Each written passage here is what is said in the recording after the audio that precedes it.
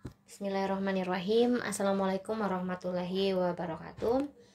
Perkenalkan, nama saya Narina Nilam Pratiwi dengan NIM 2002031110030. Saya dari Program Studi Hukum Tata Negara kelas A. Pada kesempatan kali ini saya akan membahas tentang upaya hukum acara perdata.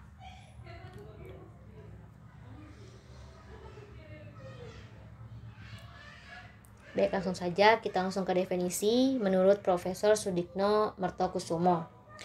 Upaya hukum itu sendiri merupakan upaya atau alat untuk mencegah atau memperbaiki kekeliruan dalam suatu putusan. Jadi apabila terjadi kekeliruan dalam sebuah putusan atau apabila para pihak tidak menerima putusan tersebut, maka dapat diperbaiki dengan upaya hukum. Nah, adapun macam-macam upaya hukum ini terbagi menjadi dua macam. Yang pertama itu adalah upaya hukum biasa dan yang kedua itu upaya hukum luar biasa. Upaya hukum biasa ini merupakan upaya hukum yang dapat menangguhkan eksekusi, sedangkan upaya hukum luar biasa ini merupakan upaya hukum yang tidak dapat menangguhkan eksekusi. Nah, sekarang kita akan membahas upaya hukum biasa terlebih dahulu. Upaya hukum biasa ini terdiri dari 3 tahap. Yang pertama adalah perlawanan atau verzet. Yang kedua adalah banding dan yang ketiga adalah kasasi.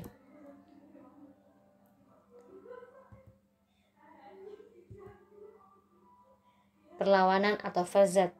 Verzet atau sering disebut dengan perlawanan merupakan upaya hukum yang terhadap putusan di luar hadirnya tergugat, di mana apabila putusan dijatuhkan karena tergugat tidak hadir atau first take, maka upaya hukum yang dapat dilakukan adalah perlawanan atau verzet. Dasar hukum verzet sendiri diatur dalam pasal 129 HIR yang berbunyi tergugat yang dihukum sedang ia tidak hadir atau first take dan tidak menerima putusan itu dapat mengajukan perlawanan atas keputusan itu.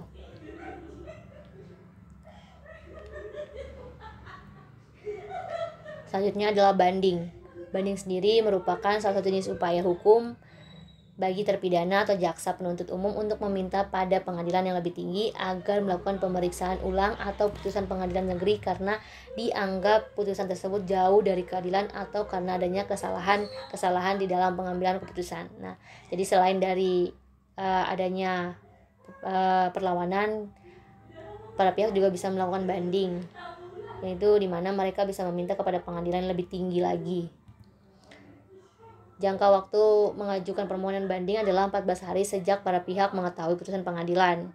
Itu dalam pasal 11 ayat 1 Undang-Undang Nomor 20 Tahun 1947. Permohonan banding harus diajukan kepada panitera pengadilan negeri yang menjatuhkan putusan. Diatur dalam pasal 7 ayat 1 Undang-Undang Nomor 20 Tahun 1947. Kemudian pihak yang mengajukan banding atau pembanding boleh mengajukan alasan-alasan permohonan banding dan bukti baru dalam memori banding. Kemudian sedangkan terbanding boleh menjawab memori banding ini dengan mengajukan kontra memori banding. Selanjutnya adalah kasasi. Dalam bahasa Belanda, kasasi ini disebut dengan kaseti, dan dalam bahasa Inggris cassation, dan dalam bahasa Prancis cassis, yang artinya pembatalan putusan pengadilan bawahan yang telah dijatuhkan oleh Mahkamah Agung dengan dasar transgression, misjudge, dan negligence. Transgression sendiri melampaui batas wewenang, misjudge adalah salah menetapkan atau melanggar peraturan hukum yang berlaku. Kemudian negligence itu adalah adanya kelalaian dalam memenuhi syarat yang diwajibkan oleh suatu ketentuan undang-undang yang mengancam kelalaian itu dan membatalkan putusan itu sendiri.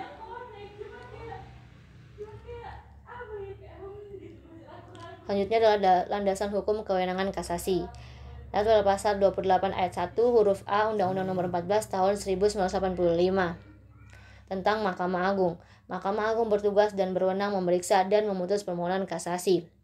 Kemudian pasal 30 Undang-Undang Nomor 14 Tahun 1985 tentang Mahkamah Agung.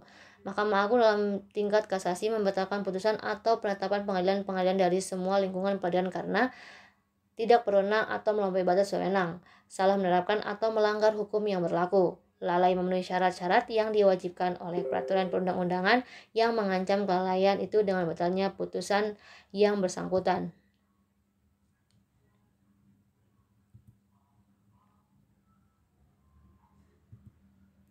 Selanjutnya adalah yang berhak mengajukan kasasi. Siapa saja sih yang dapat mengajukan kasasi? Ini diatur dalam pasal 44 ayat 1 dan pasal 45 ayat 1 Undang-Undang Mahkamah Agung. Yang berhak mengajukan kasasi itu diantaranya adalah pihak yang berperkara, kemudian wakil pihak yang berperkara bersama surat kuasa khusus, dan yang terakhir adalah jaksa agung. Bentuk permohonan kasasi demi kepentingan hukum. Permohonannya hanya dapat diajukan satu kali saja. Putusannya tidak boleh merugikan pihak yang berperkara. Dalam artian tidak boleh menunda pelaksanaan putusan atau eksekusi, tidak boleh mengubah putusan pengadilan yang telah ingkrah.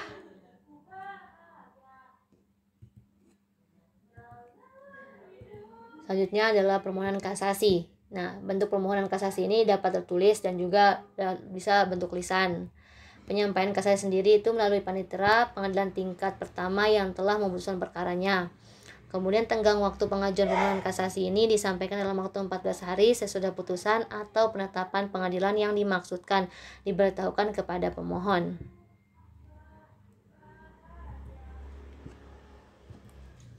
Selanjutnya pemohon wajib menyampaikan memori kasasi. Istilah memori kasasi atau selain memori kasasi itu risalah kasasi.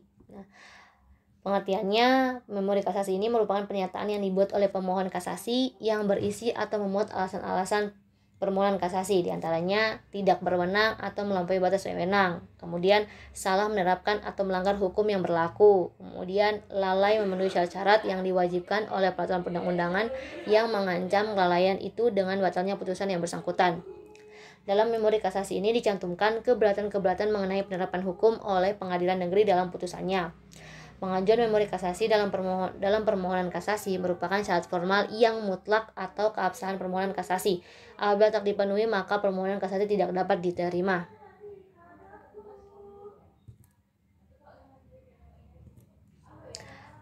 Adapun alasan-alasan untuk mengajukan kasasi, ini diatur dalam pasal 30 Undang-Undang Nomor 14 Tahun 1995, Junko pasal 30 Undang-Undang Nomor 5 Tahun 2005 tentang Mahkamah Agung, Junko pasal 30 Undang-Undang Nomor 4 Tahun 2004 antara lain. 1. Tidak berwenang atau melampaui batas wewenang. Tidak berwenang yang dimaksud berkaitan dengan kompetensi relatif atau absolut pengadilan. Sedangkan melampaui batas bisa terjadi bila pengadilan mengabulkan gugatan melebihi yang diminta dalam surat gugatan. Yang kedua, salah menerapkan atau melanggar hukum yang berlaku. Yang dimaksud di sini adalah kesalahan menerapkan hukum baik hukum formil maupun hukum material. Sedangkan melanggar hukum adalah penerapan hukum yang dilakukan oleh judes facti. Salah atau bertentangan dengan ketentuan hukum yang berlaku atau dapat juga diinterpretasikan penerapan hukum tersebut tidak dapat dilakukan oleh judex facti. Kemudian terakhir, lalai memenuhi syarat-syarat yang diwajibkan oleh peraturan perundang-undangan yang mengancam kelalaian itu. Nah, selain itu ada juga upaya hukum luar biasa atau istimewa. Nah, ini tuh dibagi menjadi dua bentuk. Yang pertama itu peninjauan kembali atau request civil, kemudian yang satunya lagi perlawanan pihak ketiga atau derde verzet.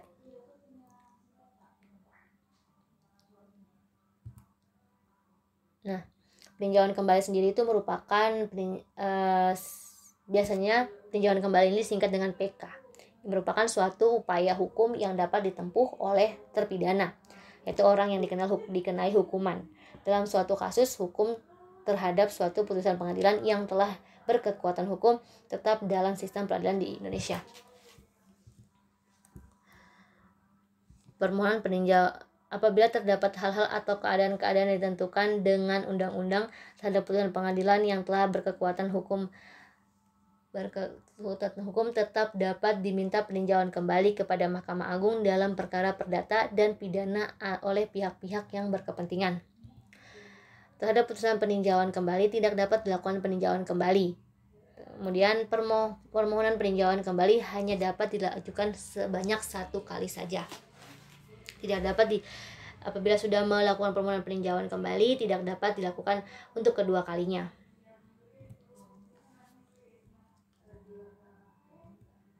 Selanjutnya adalah peninjauan kembali dalam pasal 67 Undang-Undang Nomor 14 Tahun 1985 Junko Undang-Undang Nomor 5 Tahun 2004. Alasan-alasan peninjauan kembali adalah sebagai berikut.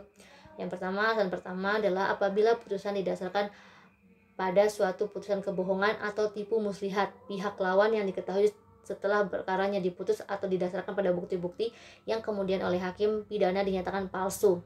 Kemudian apabila setelah perkara diputus ditemukan surat-surat bukti yang bersifat menentukan yang pada waktu perkara diperiksa tidak dapat ditentukan. Kemudian apabila telah dikabulkan suatu hal yang tidak dituntut atau lebih daripada yang dituntut. Kemudian apabila mengenai sesuatu bagian dari tuntutan belum diputus tanpa dipertimbangkan sebab-sebabnya. Kemudian apabila antara pihak-pihak yang sama oleh pengadilan yang sama atau sama tingkatannya telah diberikan putusan yang bertentangan satu dengan yang lain. Dan terakhir, apabila dalam satu putusan terdapat suatu kekhilafan hakim atau suatu kekeliruan yang nyata.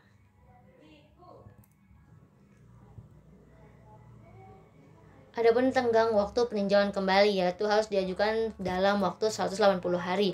Untuk yang disebut dalam huruf A, sejak diketahui kebohongan atau tipu muslihat atau sejak keputusan hakim pidana memperoleh kekuatan hukum tetap dan telah diberitahukan kepada para pihak yang berperkara. Kemudian yang disebut pada huruf B, sejak ditemukan suatu bukti yang hari serta tanggal ditemukannya harus dinyatakan di bawah sumpah dan disahkan oleh pejabat yang berwenang. Kemudian yang disebut pada huruf C, D, dan F, sejak putusan memperoleh kekuatan hukum tetap dan telah diberitahukan kepada para pihak yang berperkara. Ini diatur dalam pasal 69 Undang-Undang Nomor 14 Tahun 1985, Junko Undang-Undang Nomor 5 Tahun 2004. Kemudian, adapun permohonan peninjauan kembali diajukan oleh pemohon kepada Mahkamah Agung melalui KPN yang memutus perkara dalam tingkat pertama dengan membayar biaya perkara yang diperlukan. Kemudian Mahkamah Agung memutus permohonan peninjauan kembali pada tingkat pertama dan terakhir.